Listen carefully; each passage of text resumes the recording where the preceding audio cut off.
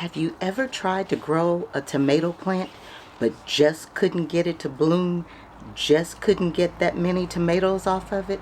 Or have you ever tried to grow potatoes and just couldn't get big potatoes no matter what you did? Let's talk about it in today's Fertilizer Friday.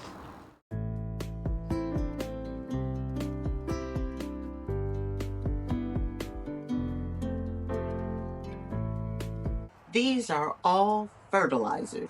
And believe it or not, when it comes to fertilizing your vegetables, not all fertilizers are created equal.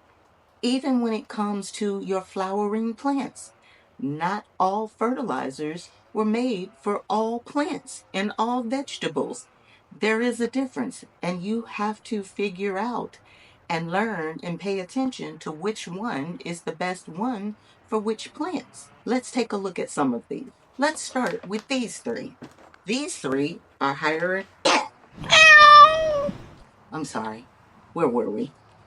These three are higher in nitrogen. Nitrogen is good for the leaf development. This one is organic, this one is synthetic, and even this is organic.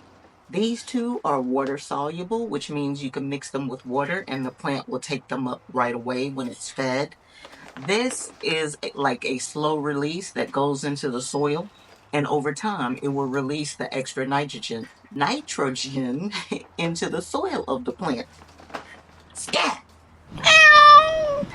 I'm sorry, y'all. These three fertilizers are higher in phosphorus, which makes them better for blooming vegetables and blooming flowers.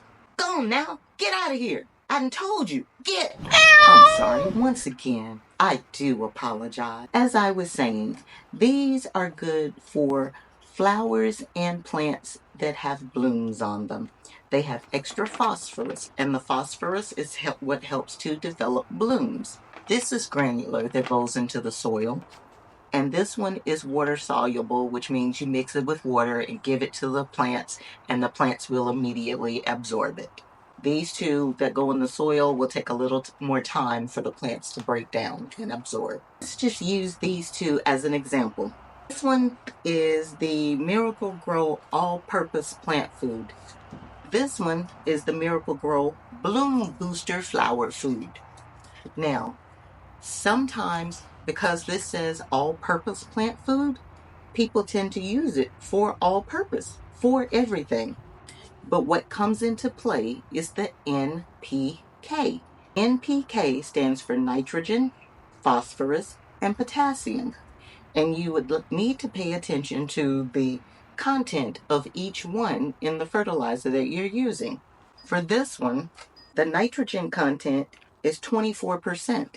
If your plant gets too much nitrogen, your tomato plant, for example, if it gets too much nitrogen, it's going to have big, beautiful, gorgeous leaves all over the place. But because of the high nitrogen content and the low phosphorus content, because the phosphorus content in this is only 8%, you probably won't get that many blooms, even though your plant will be big, beautiful, healthy, lots of green leaves all over the place. So if that starts to happen to you, where you're using this type of fertilizer and your tomato plants are beautiful, but you're not getting the blooms and you're not getting the tomatoes, that might mean that your tomato plant is getting too much nitrogen. So you would need to cut back on the nitrogen to give it better nutrients to grow better blooms to produce more tomatoes. Now let's look at this one. This one has an NPK of 15-30-15, which means it's 15% nitrogen and 30% phosphorus. This would be ideal for flowering plants like your marigolds and your zinnia to give it big, beautiful zoom. Big, beautiful zooms. Big, beautiful blooms. I told you, get away from there. Stop it. This is so annoying. I apologize. I'm so sorry. Anyway, as I was saying, this fertilizer that's higher in phosphorus is better for blooming plants because it feeds the plant what it needs to be able to produce the blooms. So if you're using fertilizers like these that are higher in phosphorus than nitrogen on your nitrogen-loving plants, and your plants aren't thriving the way you think they should, it could be an indication that they're getting a whole lot of phosphorus, but not enough nitrogen.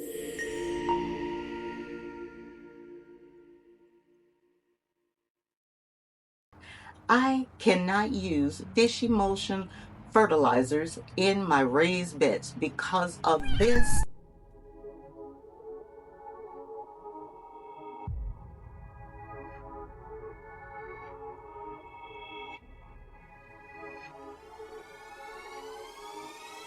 I don't even own a cat, but they're all hanging out in my garden because of the fish emulsion fertilizer. When I use fish emulsion based fertilizers in my raised beds, it draws every freaking cat in the neighborhood. I plant my seeds, or I plant my little seedlings, I plant my vegetables in the raised bed. Every cat in the neighborhood comes out and digs it up looking for the fish, but there is no fish. If someone had only told me, I would have never put it in there. Never. Never. So, no, I cannot use this in my raised beds anymore, even though it's pretty good. It's a 4-1-1, which means it's 4% nitrogen, 1% phosphorus, and 1% potassium.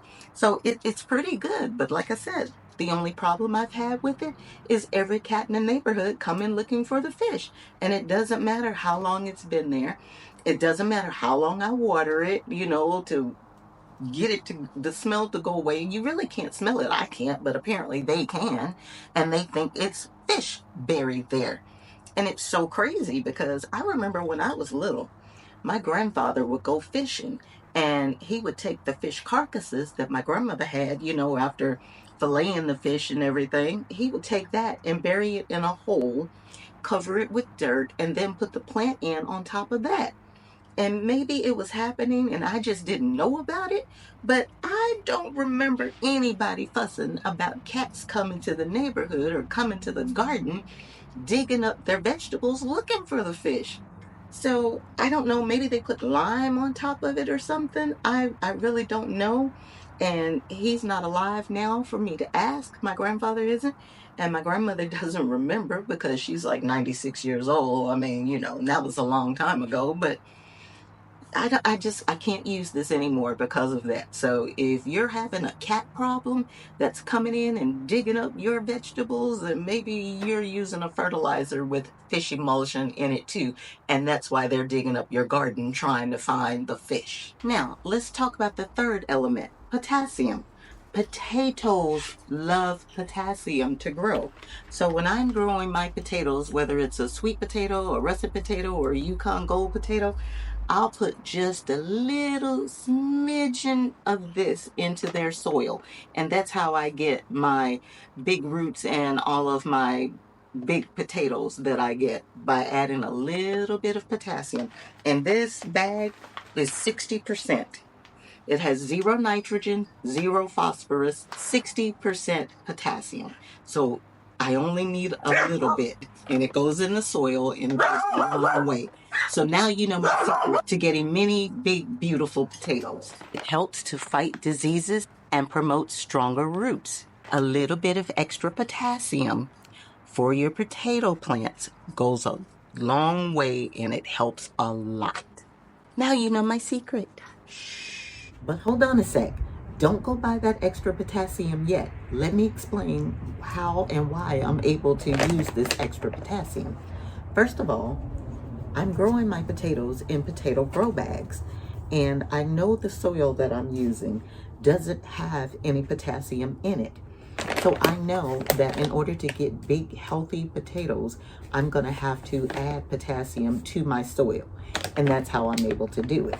Now, if you're growing potatoes in ground, I don't recommend adding potassium without a soil test, because you may already have enough potassium in there.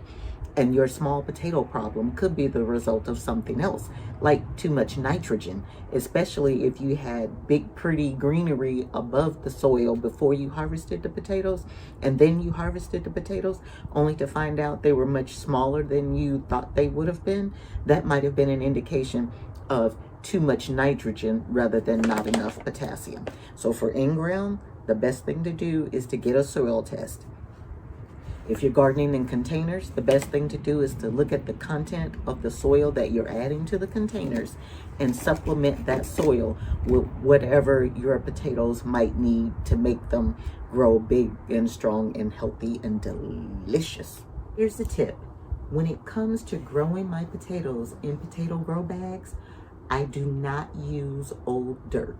I only buy fresh, new bags of dirt for my potatoes. In those new bags, I know what the nutrient and the mineral contents are in that bag. That helps me to control the fertilizers that I'm able to use to grow my potatoes. If I reuse old dirt, I have no idea what nutrients are in the old dirt. So I have no idea what effect the fertilizers I use will have on the potatoes.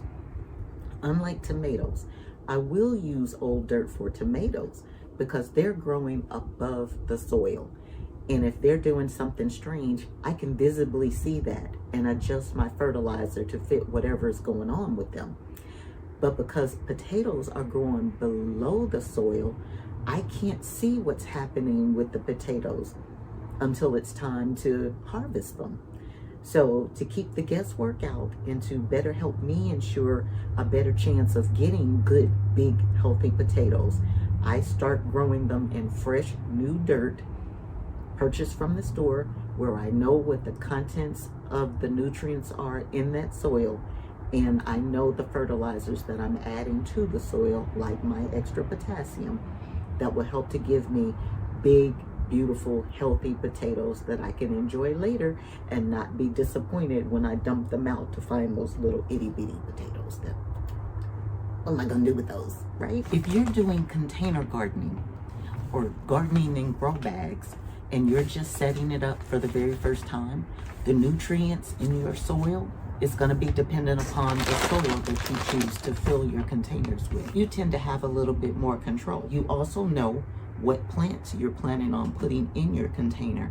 And if you've done your research, you know what nutrients that those plants in that specific container will need, and you can provide for that. However, if you're growing in containers and you're reusing your soil, you have no idea what nutrients are in it.